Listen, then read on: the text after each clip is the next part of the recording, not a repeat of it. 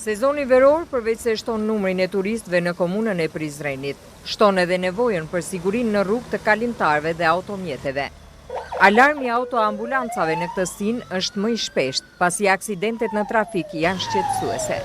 Policia rajonale po merr masa që të asistojë pikat kyçe, ku tashmë janë të verifikueshme, ku ka pasur numër më të madh të aksidenteve, thot zëdhënësi Shaqir Bytyqi.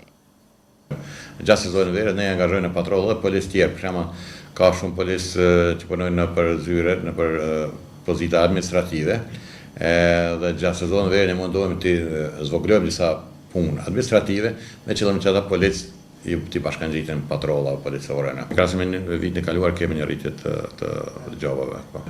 Në urgjencën e qytetit telefoni bie në çdo kohë, ndërsa ekipet e emergjencës intervenojnë deri në 25 raste në 12 orë, brenda 6 minutave, thot doktor Hedon Hoxha.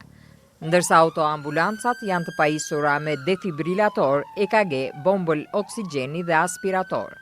Në shatra normal vonohemi pak më shumë për shkak të rrugës, ndërsa merrna këtu afër për rreth 6 minuta e kryejmë çdo herë. Për çdo rast urgjent që kemi edhe barnet ilaçet edhe autoambulancat janë në gjendje të rregullt, edhe mund me bë zëvendësimin e autoambulancave në rast se ka ndonjë prishje diçka, ndonjë defekt.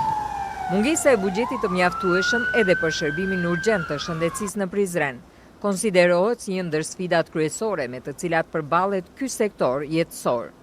Në mungesë buxhetit ne kemi probleme në realizimin e shumë objektivave tona, qoftë me pajisje me varra, qoftë pajisje tjera, qoftë pajisjet për shembull makinat që mund të kemi defekte të ndryshme, për shembull këto shërbimit urgjent ose makineria tjetër, qoftë komunikacioni që është shumë i dendur që duhet ne të arrijmë në kohë dhe sa më shpejt.